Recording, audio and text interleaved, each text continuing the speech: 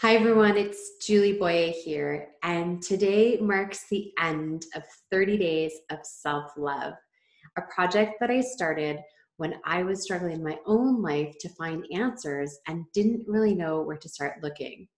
I was inspired to do this project, and so I went ahead and started interviewing people about how they're using self-love in their businesses and in their personal lives.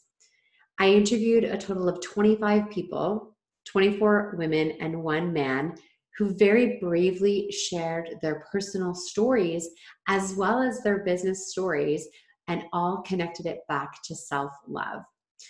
You see, when I first started this project, which was over 2 months ago, I had a vision that I needed to learn more about what self-love is really about.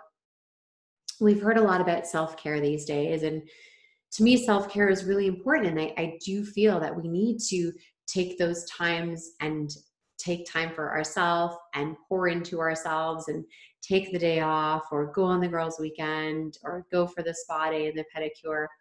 But I wanted to look at something that is a little bit different. And that's what self-love is to me. And self-love is about the practices that we do every single day that are about caring for ourselves first. So I interviewed all these amazing people, and there's so many incredible lessons that I learned from everyone.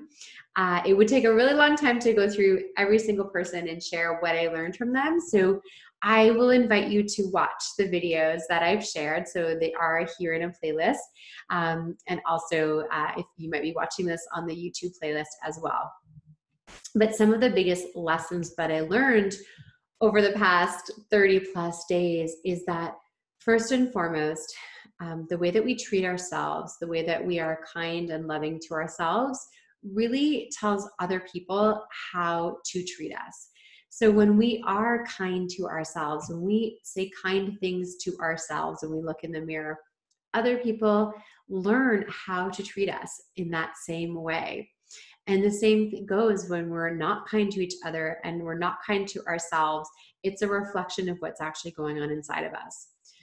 I am really excited to share, though, that even though this was meant to be a 30-day project, I've really enjoyed doing these interviews and hearing people's stories and really understanding how each person uses self-love in their lives has been really incredibly empowering for me, and I'm sure for many of you that have listened in. So what's next? Well, I've decided that I'm going to continue sharing these video interviews with you. My goal is to share a few of these a week, so I'll continue to share them as I have. First, through my Facebook page, doing the Facebook Watch, which has been really fun because we've been watching these videos together. I will continue to build and grow on the YouTube playlist that I've created as well. And then the big vision is actually to launch a podcast. So I'm committing to you today that I will launch a podcast by the first week of December 2019 to share these stories on a much bigger scale. I know that today audio is the way that so many of us consume a lot of what we want to learn and how we grow. I always have a podcast on when I'm in the car.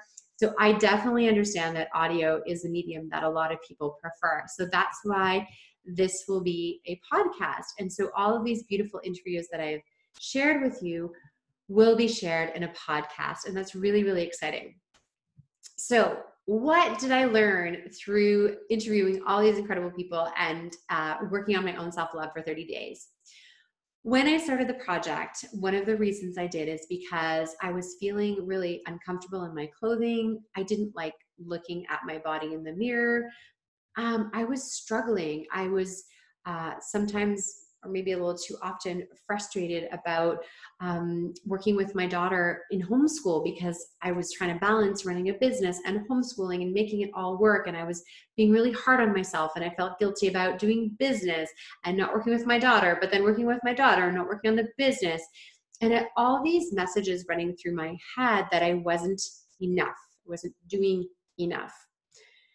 And what has happened over the past 30 plus days is I've realized that first and foremost, self-love really is a daily activity. It's every day checking in, making sure that we're being kind to ourselves, using words of kindness when we speak to ourselves. And, now when I look at myself in the mirror, whether I have clothing on or not, I actually can look and smile and be grateful for my body and be grateful for the way that I look instead of being frustrated that maybe I don't look the way that I did when I finished my last Ironman, which was over a decade ago. Of course, I'm not going to look the same. I've had a baby since then, and my life has changed dramatically. And interestingly, though, I have actually found that my clothes do fit better at the end of this project. I did a short little 5-day reset thing that we have with USANA during this project because I actually didn't use a scale. I do no longer use a scale, but I wanted to get rid of my sugar cravings. And what's interesting is I really have struggled with sugar cravings for a very, very long time. And what happens is I can clear them and then they kind of sneak up on me and I don't even realize what's happening. And it actually affects the way that I treat myself because I get angry with myself that I'm having sugar and get frustrated because it affects my mood and so many other things. So I did this little 5-day reset, and what it did is it did actually help me cut my sugar cravings. And so since that point, I've actually been able to express self-love even more because I'm no longer being influenced by sugar to make decisions. I've spoken recently to a few people about mindful eating and intuitive eating, and I'm paying closer attention to what I'm putting into my body. So not only is my clothes fitting better, but I have so much more energy and I'm feeling so much more joy in my life.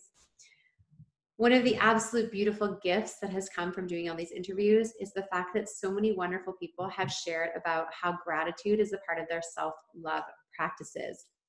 Some people that I interviewed I've known for a very long time, and other people that I interviewed I had just met a few minutes before we did our interview. And time again, people would surprise me with their stories of gratitude and how that is a part of their daily and weekly self-love practices. So maybe they're influenced a little bit by the fact that it says gratitude behind me or grateful, or maybe it's just actually part of who they are and that's why they were attracted to this project. Another thing that I've learned is that it takes so much bravery for people to share their authentic stories. Many people shared their story of struggle with taboo topics.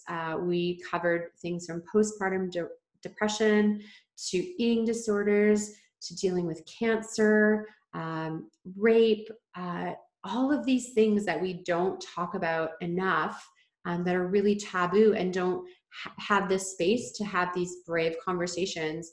The people that I interviewed actually had the bravery to share their stories and how they've grown from trauma and tragedy that they've been through, and how self-love has been a part of that process, because I do believe that another beautiful gift of really learning to love ourselves and be kinder to ourselves is actually part of helping us to heal from trauma. So all this to say that this is something really, really special. And I hope you've had a chance to watch at least a few of the videos. If not, I invite you to go back and check out. Every single person that has done a video shares a tip at the end of it. And that might be the tip that resonates most with you, and you'll start making a change after watching that video or listening to the podcast, depending on when you're consuming or how you're consuming this information. A huge thank you and debt of gratitude for all of those who said yes to being interviewed, and with very little information. I did not give away a lot of information before the interview started. I really wanted it to be as authentic and natural of a conversation as it could be. And you'll see that a lot of these conversations really go to places that maybe these people haven't had a chance to share in a public way before, but that's what makes these stories so incredibly powerful. So my promise to you is to continue to share your stories, to continue to inspire you to practice gratitude every day, and to continue to inspire you to look inward first and remember that practicing self-love is one of the most beautiful gifts that you can give yourself every single day. Thank you. I love you, and I'm excited for what's coming next.